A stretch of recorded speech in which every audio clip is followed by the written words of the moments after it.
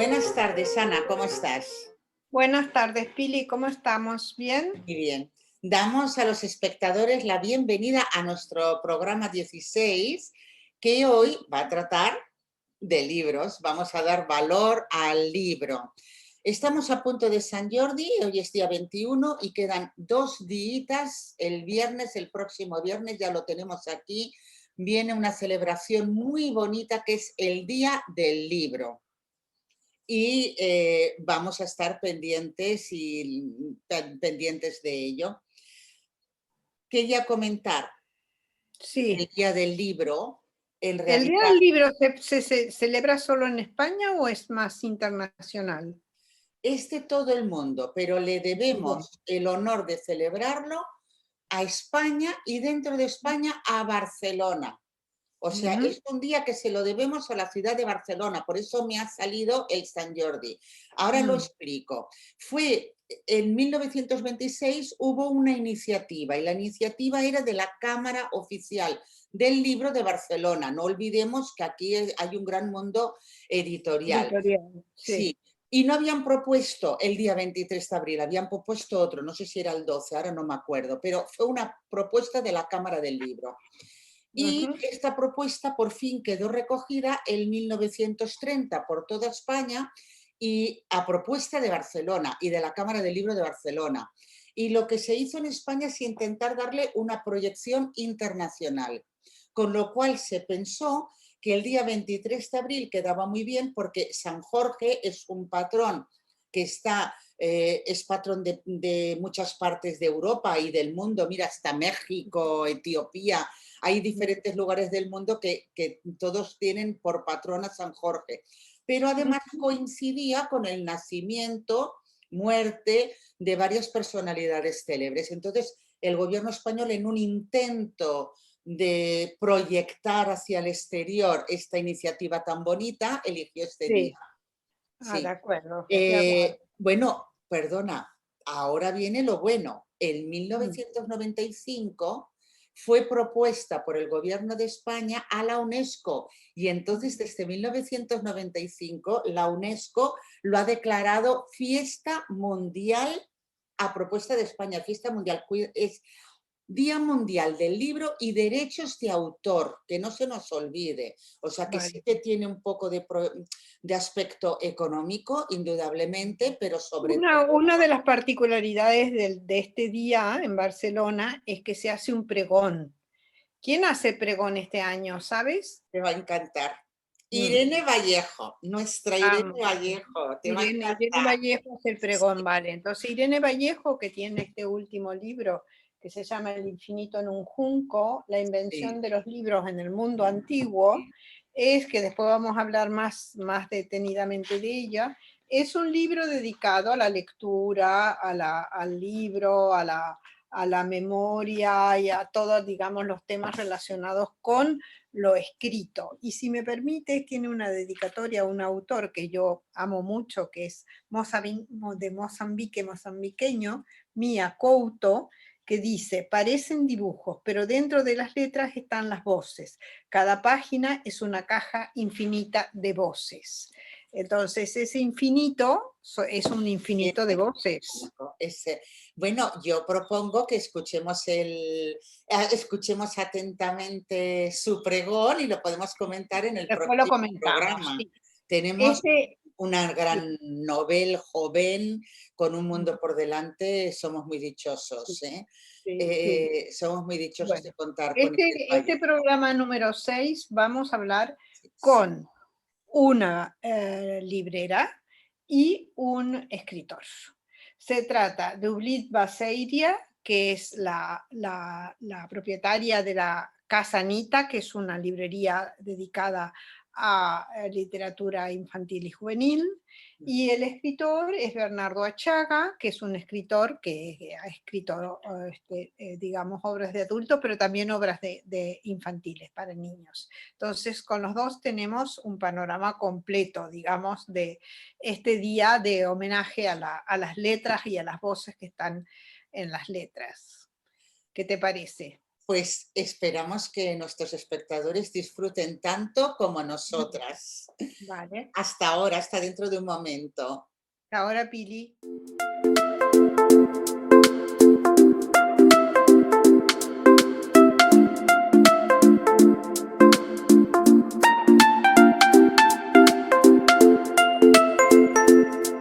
Buenas tardes. Hola, Ana. Hola, buenas tardes. Hola, Pili. Ah, Hola, Bernardo. Hola, buenas tardes. encantadas de tenerte entre nosotras. Yo personalmente creo que las dos estamos emocionadas. No sé si se nos nota. Bueno, no. Adelante. Hoy, Realmente es una conversación Sí. entre lectores, escritores. Yo creo que eso es muy importante. La conversación siempre es importante. Todo tiene que acabar en una buena conversación, ¿no? bueno, tú sabes, nuestra página es dedicada a profesores, a familias, a padres y madres, básicamente sobre temas de aprendizaje infantil, de literatura infantil. Y entonces, en este caso, presentamos al escritor bilingüe de lengua vasca y lengua castellana, que es Premio Nacional de las Letras, es Premio Nacional de Euskadi también, Premio de la Crítica, Premio de la Narrativa, o sea, tiene muchos premios. Menos premios que producción, porque la producción que tiene es impresionante. Por ejemplo, una de las cosas que me llamó mucho la atención es la cantidad de géneros que abarca: narración, poesía, ensayo, teatro, literatura infantil y juvenil, adaptaciones a teatro y al cine, etc. Pero entonces, yo te voy a hacer 3 preguntas, Pili te hará otras 3 preguntas. Una de las cosas que me ha impresionado más, digamos, ya leyendo alguno de tus libros, no he leído todos, ni mucho menos, pero, por ejemplo, en el caso de la literatura infantil, que es el tema que nos ocupa ahora, me ha gustado mucho el tratamiento que tú tienes del discurso. ¿Qué quiero decir del discurso? No ya la temática, no la trama, sino cómo tú trabajas, digamos, la tipografía para expresar los distintos tipos de voces o de discursos. Entonces, he contado, en Yola, por ejemplo, he contado que tienes narraciones, diálogos, pensamientos internos, referencias a libros, globos para los diálogos, globos para los pensamientos, para las imaginaciones, etcétera. Y es todas estas voces que lo pones y tipográficamente lo haces visible, eso no es muy frecuente, ¿sabes? O sea, aunque la literatura infantil intenta, digamos, hacer un tratamiento tanto de la letra cuanto del dibujo, no es siempre tan frecuente este tipo, digamos, de trabajo. Entonces, eso es lo que te quería preguntar, porque es... ¿Sabes la idea que yo me he hecho de ti? Como que has leído mucho psicología infantil. Bien, déjame decirte primero que mi frente amplio, es decir, que yo en la literatura estoy en un frente amplio. Eso viene de la necesidad, porque ¿qué ocurre? Que yo a los 28 años, yo estudié económicas, trabajé en un banco, luego fui profesor y a los 28 años lo dejé. Dejé todo eso, entre otras cosas porque me aburría soberanamente, ¿no? Y esa vida no me gustaba nada. Y entonces, claro, el problema era al día siguiente, ¿no? Al día siguiente de dejar el banco, pues tenía un problema económico pues verdaderamente grande. Y entonces, pues he tenido que hacer un poco pues catálogos, porque para sobrevivir necesitaba hacer catálogos, artículos, cuentos infantiles, todo eso, ¿no? O sea que en principio no es que yo pretenda, o bueno, luego la vida me ha llevado a esa especie de necesidad de ser un escritor profesional, por lo tanto escribir de muchas cosas para mucha gente, ¿no? Pero bueno, quizás si hubiese sido un monje y me hubiesen alimentado, pues, no sé, los eclesiásticos, pues a lo mejor solo hubiera ido por un palo. Bueno, eso es como introducción.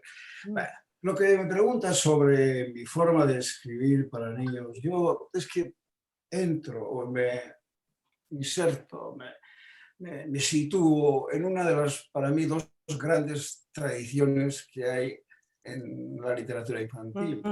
Hay una primera, para mí, la más querida, tradición o literatura infantil que tiene que ver con, por ejemplo, Edward Lear, que escribió los Ujú. Limericks, que era Sí, dibujante y poeta. sí, sí. Tiene que ver con Lewis Carroll, claro, que era discípulo, bueno, no discípulo, al menos, digamos, se dejó influir por Edward Lear. Bueno, y luego, digamos, todo lo que la vanguardia ha recogido en ese sentido, uniendo muchas veces imagen y texto, bueno, Apollinaire, bueno, incluso en la literatura infantil actual, a mí me gusta mucho, pues, por ejemplo, Silverstein, porque hace los poemas y los, digamos, los configura, ¿no? Y le da una Sí. expresión. La otra tradición, que es un poco la rusoniana, como sabes, ¿no? La tradición un poco que, digamos, que ante todos los libros pone en primer lugar el Robinson Crusoe, libro que yo detesto. Bueno, pues lo pone porque se supone que es un libro que ayuda a los niños en la vida práctica y los ayuda, digamos, a integrarse en la sociedad con milfo, ¿no? Como debe ser. Bueno, y al haber entrado en esa primera tradición, y debo decirte además, porque a lo mejor ahora está un poco olvidado, pero aquí en el País Vasco, en Euskadi, ha habido un gran ilustrador que recogía de esa fuente y del pop, que era Juan Carlos Eguillor. Yo me junté con Juan Carlos Eguillor en Bilbao. Bueno, en Bilbao ahora mismo yo creo que va a ser un personaje, pues no sé, como Carlos Gardel en Buenos En Aires, ¿no? Argentina, sí. Bueno, bueno, pues quiero decir que con Juan Carlos Eguillor entré ya en ese mundo con la imagen, con las, no sé, ¿no? Con la caligrafía, con la, en fin, ortotipografía diferente, etcétera, en unos libros que se llamaron Las aventuras de Nicolás Bisbacus. Que fue el primer libro infantil que yo escribí. Hay Bueno, algo, no sé si me voy acercando a lo que me dices. Sí, sí, sí, sí. Pero de todas maneras hay otros aspectos que también me hacen pensar de que hay un trabajo sobre la característica infantil. Por ejemplo, el hecho de que haga serie. Tú sabes, los niños son coleccionistas y un libro solo no les significa nada. En cambio, una serie siempre van a Sí. seguirla. Sí, sí, bueno, pero también es experiencia personal, ¿no? Yo de niño era extremadamente aficionado a los tebeos y siempre esperaba la siguiente publicación, ¿no? Yo Claro, creo sí, sí. sinceramente, como veo que dices, como tú sabes muy bien, quizá el coleccionista sea el modelo de vida mejor o el más atractivo, porque el coleccionista al cabo es el que crea un mundo dentro del mundo, ¿no? Es decir, Claro, es el que de repente crea sus propios valores, el que dice, mira, a la gente no le importa nada las conchas que se encuentran en la playa, pero para mí son importantes y con las conchas de las que encuentro en la playa hago mi voy mundo. juntando, sí. Eso es bueno. Quiero decir que sí, en ese sentido, para mí ha sido una experiencia, no me ha costado mucho, o sea, yo he leído libros de psicología, sobre todo en torno a los cuentos de hadas, ¿sabes? Interpretaciones psicoanalíticas a los cuentos de hadas y tal. Pero no me ha costado mucho entrar en ese mundo porque es, como digo, una experiencia personal propia. Yo era quizá el único niño de mi pueblo natal que leía tebeos. Claro, claro. perdonad que os Eh, interrumpa, pero es que habéis hablado de las series y tengo aquí Sola y los leones. sí, Sí, Y yo, sí. cuando te introduje en la biblioteca escolar como maestra, a los niños les leí en voz alta la primera página. Un día el señor Brogó recibió la visita de un amigo que había estado viajando por África y tenía muchas ganas de contar todo lo que había visto por allí. Y entonces digo, el amigo de, bueno, leo, yo no lo digo, el amigo de Brogó habló mucho, habló de Sudán, de Zimbabue, de Kenia, de Nigeria, y al llegar allí, cuando yo digo esa serie de nombres, los ojos se abren y todos ya me quedan encandilados. Claro, Esa experiencia la he vivido. claro, déjame que diga que una de las relaciones más directas que hay entre el coleccionismo y la pasión infantil son las listas. sí, Y bueno. Y eso lo sabía muy bien Humberto Eco, ¿no es cierto? Bueno, Humberto Eco sabía de todo. Es Sabía uno de de todo, los pero eso de las listas lo sabía especiales. bien, no era un tutólogo al uso, es decir, el tutólogo ya sabes, dicen en Italia el que habla de todo, en las tertulias y tal. Sabía de todo y sabía bien. Un hombre extremadamente clarividente. A mí me gusta muchísimo. Coincidí una vez con él, yo. Mm. Coincidí una vez con él en una mesa redonda Ah, eso ya. y de mi lectura comentó algo que pensé, solo Humberto Eco podía haberse dado cuenta de Cuéntanos, esta... cuéntanos. Bueno, o sea que de acuerdo, sigamos con Humberto Eco, sí, las listas. Hago muchas listas yo. Mm. Bueno, ¿y qué comentó? ¿Qué comentó Humberto Eco? Cuéntanos. Pues lo que pasa es que era una lectura en francés y entonces yo hacía un juego de palabras entre alfabeto, Mm, alfabet y alfabelet, que es mm, comadreja. Y ujú, entonces, digamos que el alfabeto se movía como una comadreja. Y así como el periodista de France Culture, que era un mm, pedante tontísimo, mm. y lo único que quería era que me callara para que pudiera hablar Humberto Eco. Bueno, pues Humberto Eco, al contrario, vino donde mí y me dijo, oh, como se dice, es un hallazgo, eso de alfabelet y tal. Igual lo utilizo. ¿Verdad? Mm, Bueno, me refiero, me hizo un cumplido, ¿no? mm, Pero antes de que me hiciera el cumplido, yo le apreciaba muchísimo porque, bueno, mm. he leído cosas suyas, sobre todo teóricas, que no son fáciles, ¿eh? Pero No. bueno, pero son, y lo que él decía de las lenguas, por ejemplo, él no era nada integrista con las lenguas, él respetaba Mm, todas las lenguas, le parecía que Europa era un buen lugar en el mundo porque había muchas lenguas, claro, eso a mí como vasco también me resultaba mm, atractivo, ¿no? mm, mm, Bueno, lo que mm. decía la traducción, que decía Humberto Eco que la lengua de Europa era la traducción. La traducción, eso es correcto. Sí, sí, sí, sí. Bueno, nuestro querido Humberto Eco. Ahora yo te hago mi última pregunta, que es que también me pareció fantástico en el personaje de las Memorias de la vaca Mo, tiene un alter ego, un yo dentro, un homúnculo. Eso me pareció genial, porque todos bueno, varios niños, mis hijas las dos tuvieron bueno, ellos eran amigos internos, pero es una manera muy buena de poder hablar, digamos, o poder... Sí, ¿Tienes? bueno, tienes razón. Claro, llega uno digamos, a ese personaje porque previamente está preocupado con los espacios, ¿no? Y lo explico, y el espacio tiene un problema, y es que no, digamos, está contiguo. Son diferentes espacios, diferentes ciudades, diferentes pueblos. Y entonces yo, al mover, por decirlo así, los personajes en los libros, los espacios me molestaban. Así que un día pensé, pero ¿por qué ando buscando espacios si cuando la mente humana o el interior humano, eso que se llama la conciencia, o eso que los griegos llamaron psique y que lo compararon con el vuelo de una mariposa, ¿sabes? O sea, es decir, que nuestra mente se mueve, pensamos como vuela la mariposa, de esa forma quebradiza, ¿no?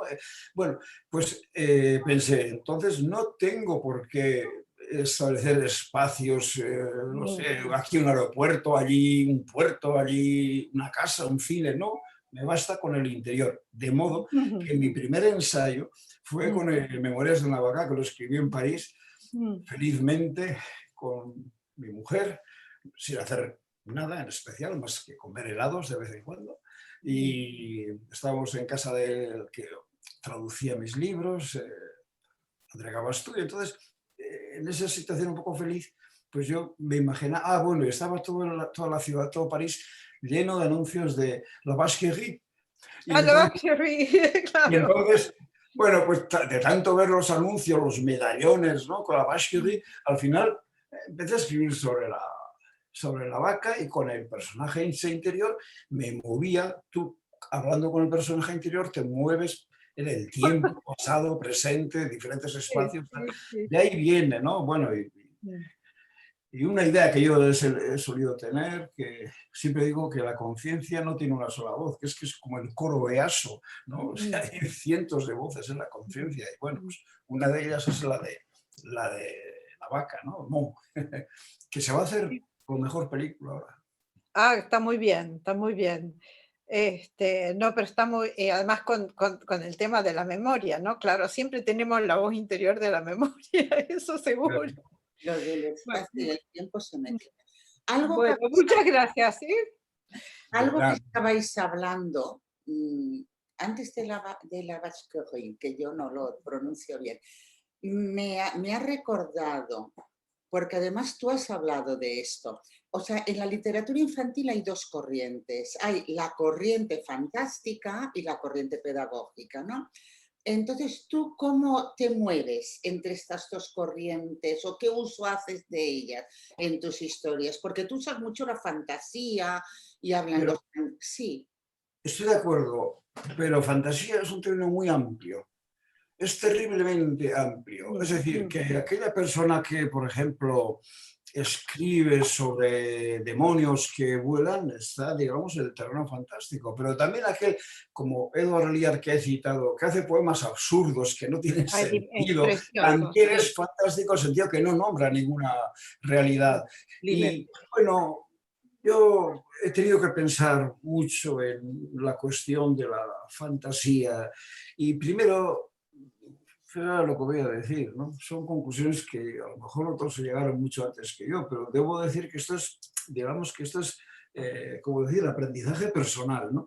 Claro, la fantasía, cuando un niño, yo lo tengo en una página de estas, de web, cuando un niño después de un viaje intercontinental en avión de 7 años, llega y como hizo en su día una de mis hijas, de las que dormía aquí cuando era niña, Elizabeth, cuando llegamos a Estados Unidos, dijo, no los he visto. Y dijimos, ¿a quién te refieres? Y dijo, a los muertos. Dijo, porque claro, siempre he oído que los muertos están en el cielo. Hemos venido por el cielo, ¿no? Y no los he visto. Ese detalle indica al menos una cosa, y es que para la niña de 7 años, lo de que las personas que mueren van al cielo, eso no es en principio un punto de vista fantástico, es realista dentro literal, claro, de su idea. En tanto que para su padre o para su madre, claro, es un asunto fantástico y entonces hay que explicárselo, pero claro, con mucho cuidado porque, claro, toda fantasía arrastra también una emotividad y una, ¿cómo decirlo? No lo dice por casualidad. O sea, esa niña dice eso porque se le acaba de morir un abuelo, etcétera. Entonces, quiero decir que son temas en los que un escritor debe moverse con delicadeza, con mucha finura. He cogido los hilos, pero en principio estoy de acuerdo. A mí me ha interesado mucho más, en todos los sentidos, la literatura que va por el lenguaje y que va, digamos, en principio sin querer reflejar nada, ¿no? Que la otra que yo llamo sociológica, ¿no? Que puede ser buena, pero la sociología es estos libros infantiles que son para que los niños no pasen miedo cuando van, no sé, por la noche, por la calle. Esa aplicación, eso me parece a mí que no sé exactamente si tiene que ver con lo literario, tiene más que ver igual con, no sé, con lo sociológico. Y a los niños no suelen gustarles, eso te lo digo yo que sé, que no suelen gustarles. Ya, yo hace poco no puedo nombrarlo con todo detalle, ¿no? Pero bueno, un libro infantil que viene que era un poco contra los teléfonos móviles, ¿sabes? Era un cuento que lo que quería transmitir era que, bueno, no os enrolléis tanto con los... Ya, pero eso es un consejo que tú puedes dar en tu casa, puedes en la escuela, efectivamente, decir que no se deben utilizar los en tiempo de clase, etcétera, etcétera. Pero en un libro, la verdad, yo literariamente me parece muy aburrido. Sí, da la impresión como que siempre se le tiene que buscar la utilidad a algo. y la Crusoe. literatura es por sí misma. Robinson Crusoe. ¿Cómo sobrevivir en una isla desierta? Sí. Pues yo no hubiese sobrevivido, eso también es verdad. Pero en principio eso es como un, no sé, un prospecto, ¿no? Un prospecto de cómo hay que tomar esa medicina de la que se llama vida, ¿no? Pero en principio yo a mí lo aplicado es que no me... O sea, no es que no me guste, es que pienso que igual tiene otro lugar. Yo entiendo que, por ejemplo, el profesor o el director de una escuela, claro, necesita ser práctico y necesita, digamos, tener en cuenta todo esto, ¿no? Que estamos hablando, ¿no? Los teléfonos móviles y tal. Ahora, el escritor y el lector, que No. están solos los dos, uno con otro, en principio, no tiene por qué tanta aplicación, tanta funcionalidad, ¿no? A mí no me parece, no me gusta. Tú eres... ¿Puedo hacerte... Pero no, adelante, Ana. Sí. ¿Puedo hacerte dos comparaciones? No sé si es pertinente o no, pero cuando yo leí lo de la memoria de la vaca, me hizo acordar a dos escritores latinoamericanos que seguramente tú debes conocer. Augusto Monterroso, por un lado, ¿lo conoces? Bueno, yo lo conozco personalmente, lo conocí personalmente, tracé con él, le tengo una gran estima personal y literaria. Las fábulas. Bueno, claro, porque trabajas sobre y además utilizas también los animales. Claro, y perdóname que te interrumpa, pero por ejemplo, Monterroso toma un género completamente desprestigiado, que ya en las escuelas parece como que diera asco, ¿no? Porque nosotros estudiamos con fábulas y ahora parece como que diera, y coge Monterroso las fábulas y hace qué maravilla. esas maravillas. A mí me parece maravilloso las fábulas. Es que las fábulas que las has nombrado y los cuentos de literatura, o sea, lo que nos llaman los cuentos fantásticos en español, lo de narración tradicional, ¿qué papel te han aportado a ti? Porque tú eres un escritor que son tus propias vivencias lo que estás, lo que estás transmitiendo. Bueno, hay muchísima enseñanza. Bueno, en principio, yo soy hijo de maestra y a lo mejor, mira, por ese derrote, pues siempre pienso que todo tiene mucha enseñanza, pero evidentemente los cuentos infantiles, es que si el escritor o el lector es una especie de clasificador, o sea, es un archivo con carpetas, realmente no sé cómo llega al placer estético y al crecimiento interior, no lo sé, porque a mí la impresión siempre ha sido que yo aprendo de todo, es decir, todo me sirve, todo me ayuda. Por ejemplo, los cuentos infantiles, qué duda cabe, que las fórmulas de entrada, por ejemplo, las fórmulas de entrada, eso por ejemplo, bueno, Peter Hanke lo utilizó cuando desear, hace mucho tiempo, cuando desear era todavía útil. Bueno, esa frase, esa línea, es una maravilla, tal cual, ¿no? Y bueno, en catalán, como eran las rondallas catalanas, también. Cuando fan feien, no sé, no me acuerdo cómo era, pero bueno, quiero decir, solamente las fórmulas de entrada de los cuentos infantiles hay muchísima poesía y luego hay muchísimas enseñanzas para un escritor. Bueno, hay que reflexionar también sobre ese esquema narrativo. Bueno, y no es casualidad que Cenicienta sea tan eterna, claro. Bueno, no sé si al final, yo creo que saldrá. ¿Esto cuándo lo vais a dar? ¿Pronto? Bueno, es igual, no es mayor secreto, pero bueno, lo cuento de paso para que veáis cómo la utilidad. Me pidieron hace 2 días una organización que se llama Ecovidrio, que es a favor de que se reciclen los recipientes de cristal, etc. Bueno, entonces van a hacer una campaña, digamos, en estos iglús que hay metálicos, para eso, van a colocar pequeños microrelatos, le llaman. Bueno, yo no le llamo nada, relatos brevísimos. Bueno, yo acabo lo que quiero decir. Les he escrito lo siguiente: ¿qué fue de los zapatitos de cristal de Cenicienta? ¿Los reciclaron? No, toda buena regla tiene sus excepciones. Bueno, pues yo creo que todo el mundo, a través del personaje de Cenicienta, entiende lo que quiero decir, y tiene una cierta gracia, ¿no? Me parece, ¿no? Que fue a ver si reciclaron los zapatitos de Eso cristal. también podría ser un limerick. Bueno, a mí me chiflan. Bueno, mira. Sí, sí. Tienes... Entonces, Ah, hace muy pocos días di una conferencia, estas son las notas que tengo y tal, y hablaba precisamente de, bueno, era a partir, lo hice con Marta Sanz, era a partir de los personajes del gato, ¿no? Y los gatos de Lear, y, bueno, o sea que es para mí una referencia, y los limerick me encantan. ¿Sabes que a los niños también? es Que son capaces de producir. Claro, porque van dentro de los limerick, todo eso va dentro del lenguaje, que es lo más profundo. O sea, es decir, que en principio es como, me parece similar a los niños que juegan con colores, ¿no? O sea, tú no tienes por qué decirle a un niño, ¿no? Pinta o, no sé, una casa. Bueno, pinta lo que quieras y a lo mejor jugando con los colores, pues se divierten más y salen cosas más bonitas, no lo sé. Quería enseñarte para un limerick de niños. casi, vale, Ana, casi no nos queda tiempo. No, tiempo. Déjame que le mencione otro escritor. Hasta las 1:15 no tengo problema, ¿eh? Bueno, yo había No, pero prometido nosotros tenemos límite. Otro escritor que también he pensado cuando leí lo tuyo es un brasilero que se llama Moacir Scliar. No lo conozco. No, yo, ¿cómo dices? ¿Se llama? Moacir Scliar. No, de los brasileños, el que ha sido para mí una referencia ha sido Machado de Asís.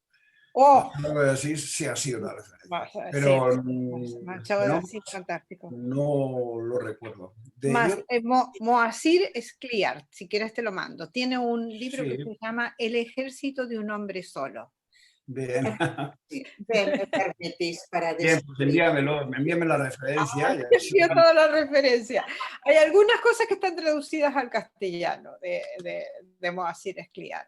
Murió hace tiempo, pero era sí, perdona, fantástico. Nos tenemos que despedir. Bernardo, nuestro programa está dedicado en primer lugar a los profesores y queremos dar valor para que conozcan la literatura infantil, para que la promuevan.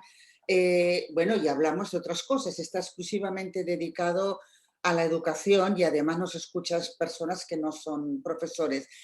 Como escritor aclamado por la crítica, ¿qué consejo podrías dar a modo de despedida para nuestros profesores con respecto a la literatura? Para que la transmitan.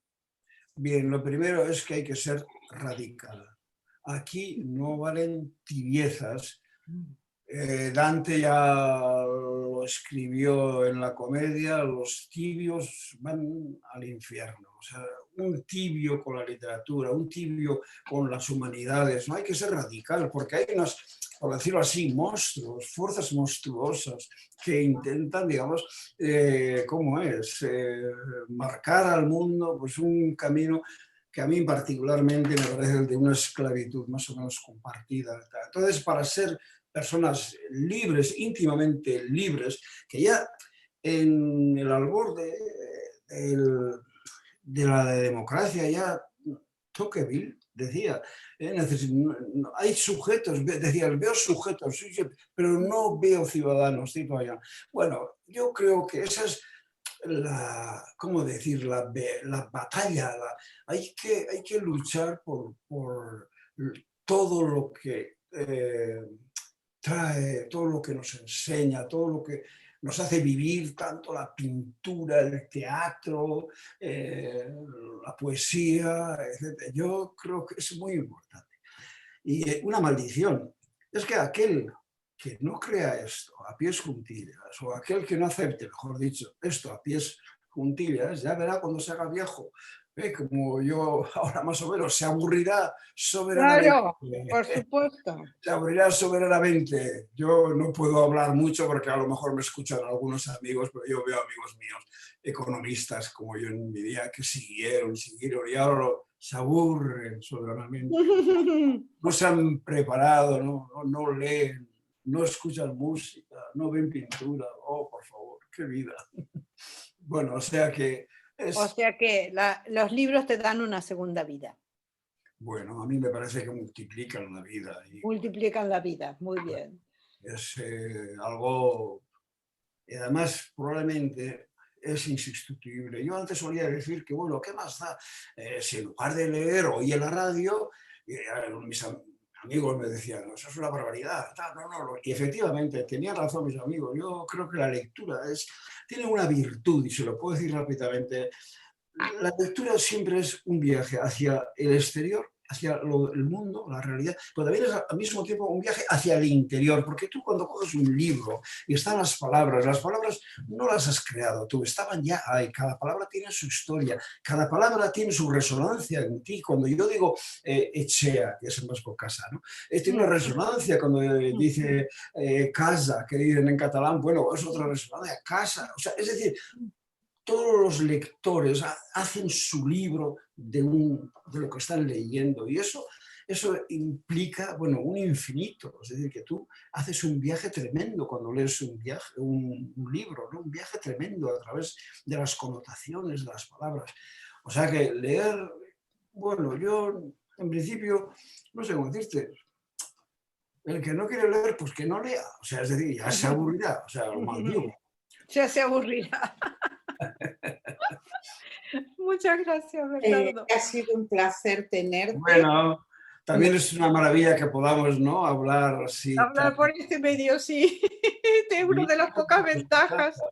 Sí. Está bien, y además voy a decir una cosa, y es que ahora las conferencias que ya no hay, porque la gente ya no pide conferencias, piden diálogos, parece que estás en un plato de televisión y tal. Sí, bueno, yo creo que es mejor este sistema. Bueno, en lo otro lo vamos a hacer muy bien, pero bueno, está bien este sistema, a mí me gusta, sinceramente.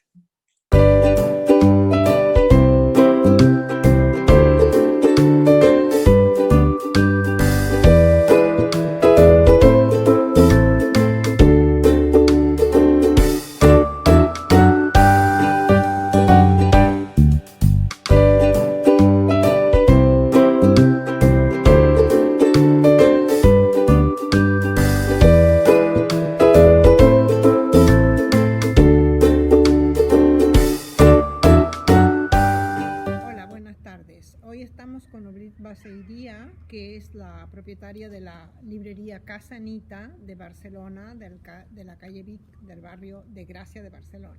Es una librería especializada en literatura infantil, aunque también tiene tratados sobre literatura infantil, sobre ilustración, sobre todo lo que es, digamos, alrededor de la literatura.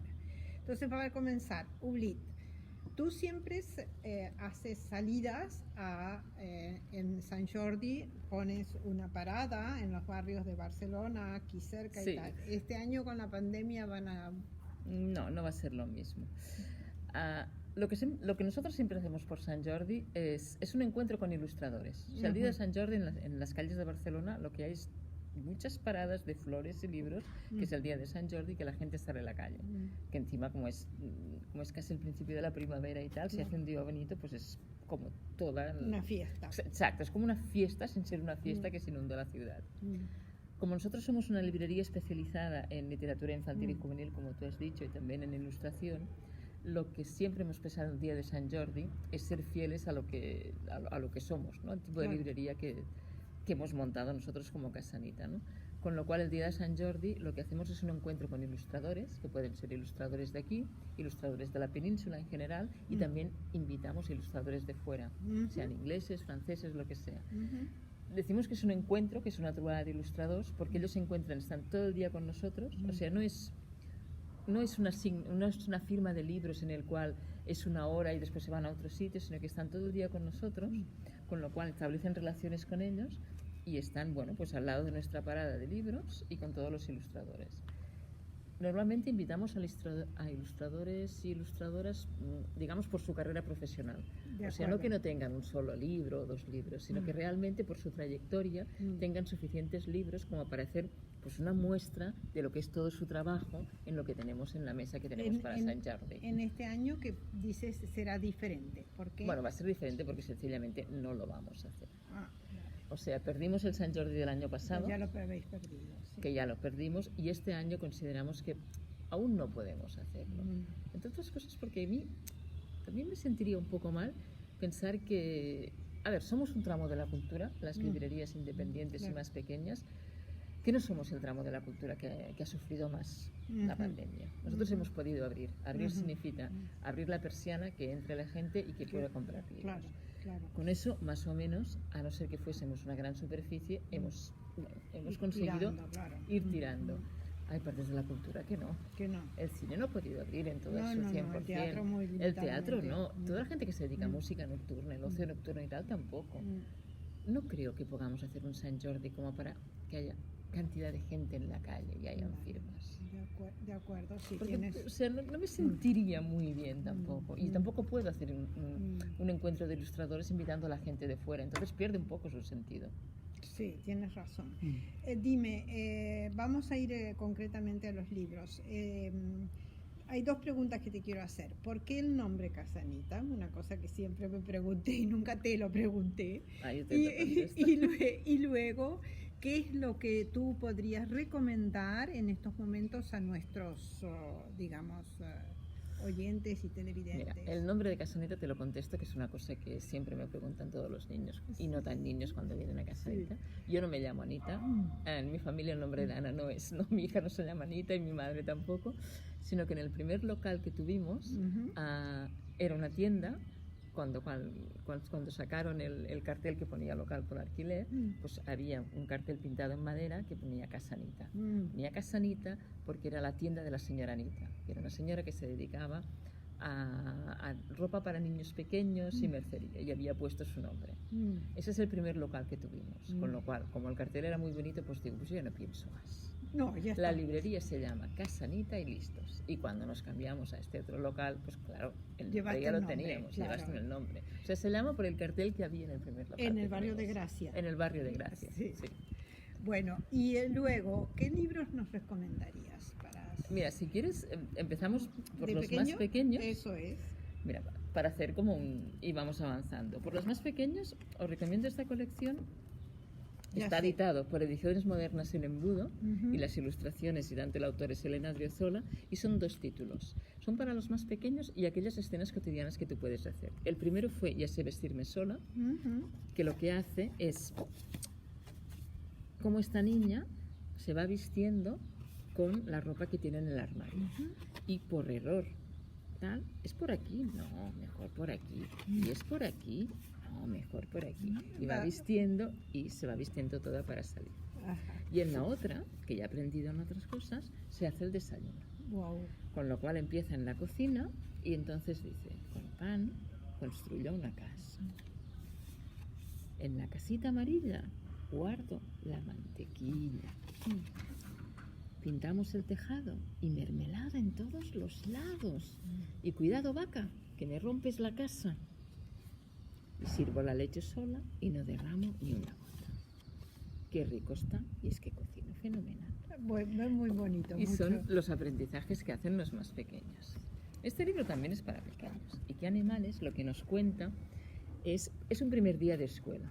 Es un primer día de escuela y son este grupo de animales. Con lo cual el elefante, que es este personaje de aquí, es el que tiene miedo de ir a la escuela porque piensa que no va a encontrar ningún amigo. O sea que al final no pasa nada. O sea, todos los ven diferentes, pero dices, no, al llegar a la casa le dije a mamá y papá, quiero un amigo que sea como yo, porque no encuentra nadie que sea como él. Y lo que hace es comunicarse a través de las pantallas para ver si en la clase hay un amigo como él. Y realmente lo que se dicen es que realmente sí que hay alguien como yo y aún no lo he visto en clase, ¿no? Y después va a ser la sorpresa final cuando llegue a la escuela, quién es ese personaje que realmente es su gran amigo y que aún no conoce cuando llegue a la escuela a ver quién es. Que quizás no se parece tan a él, pero es su amigo. Descubre un nuevo amigo. Después, a ver. Esto también sería para pequeños o para no tan pequeños, no, porque no descubres todo tan fácil. No. De hecho, cuando lo abres, es Ni su Ocultos en el más bosque.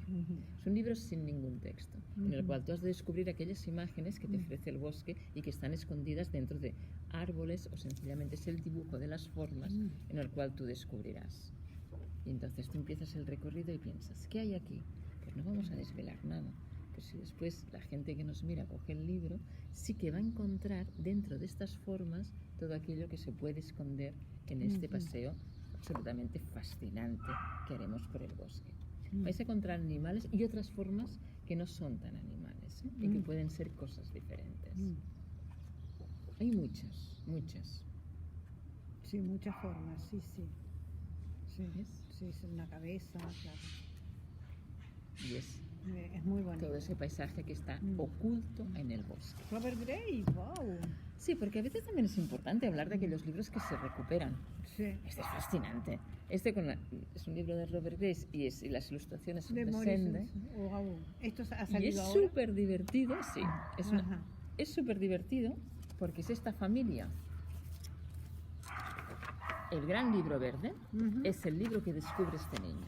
Es el libro que descubre este niño cuando sube, se aburre con su familia, con la familia de los tíos y tal, que vive con sus tíos. Pero un día descubre en el desván que hay un libro. Este libro verde, lo que es un libro de magia, con lo cual tiene trucos como para hacerse mago y conseguir algunos trucos de magia. Obviamente se convierte en este personaje y engaña a sus tíos en una serie de cosas. ¿Y esto lo escribió Robert Grace cuándo? Bueno, el libro por primera vez editado. Sí, o sea que es No sé si no lo anterior pondrá a... aquí, ¿eh? Sí. No sé si no los pondrá aquí, pero yo creo que sí. La primera edición, 1962. Claro, es anterior al famoso de la magia del mago, ¿cómo se llama? Las ilustraciones solo son en negro, ¿eh? Pero son súper divertidísimas. Son preciosas. Si el gran libro verde es solo en negro. Y este es para mayores. Y para más mayores tenemos... Mira, aún tenemos un álbum para más mayores que a mí me ha encantado. Este sí que es un libro nuevo, es un autor nuevo, ¿eh? Él mismo escribe y ilustra. Y Las estrellas cuenta la relación de estos dos personajes que viven en una misma ciudad, pero son de culturas absolutamente muy diferentes. Él es judío y ella es de cultura árabe. Pero los dos mantienen una pasión extraordinaria por lo que son las estrellas y el mundo planetario. Con lo cual, cuando son pequeños, se hacen súper amigos, pero casi enamorados. Las dos familias no se entienden y dicen, ¿cómo podéis seguir? Pero ellos, esta pasión que les une por las estrellas, son absolutamente... que están muy unidos, ¿no? De hecho, él se enamora de ella, es muy divertido cuando la conoce y sencillamente le dice, nunca había visto unos pies con unas sandalias tan y tan bonitos. Y se enamora de ella. Pero como son absolutamente, culturalmente muy diferentes, los padres dicen, no puede ser, con lo cual a veces estar separados. Y ellos, cada uno sigue su camino. Es toda una historia, desde que son pequeños hasta que son grandes. Estudian, van a la universidad y vuelven a encontrarse ya cuando han acabado sus estudios y están haciendo el máster en la universidad por su gran pasión que las ha unido siempre, que son las estrellas. Y en este gran encuentro que se vuelven a encontrar estos dos, vamos a ver cuándo se vuelven a encontrar, cuando ya son grandes. ¿Ves? Aquí se hace mayor, sigue, hasta que, perdonad, voy pasando muy rápido las páginas, y en esta escena él vuelve a reconocer aquellos maravillosos cabellos que tenía esa niña, que os ha vuelto mujer, con lo cual, nos lanzamos el uno en brazos del otro, nos abrazamos y vuelven a unirse, porque se han vuelto a encontrar. Muy bonito. Y es muy divertido, es muy bonito. Y el último ya es más una novela de narrativa. También es nuevo. Y es Las fabulosas aventuras de Aurora. Este está editado por la editorial Flamboyant, que es una editorial de aquí de Barcelona. Y entonces lo que nos cuenta es una novela que emocionalmente te la puedes leer a partir de 9 o 10 años. Yo me la he leído como adulta y la he encontrado absolutamente fascinante. Y lo que es un personaje de una niña que es autista. Una niña que es autista y lo que no puede es articular el sonido de las palabras. Con lo cual se comunica con la gente a través de una tablet. En esa tablet ella se comunica con la gente.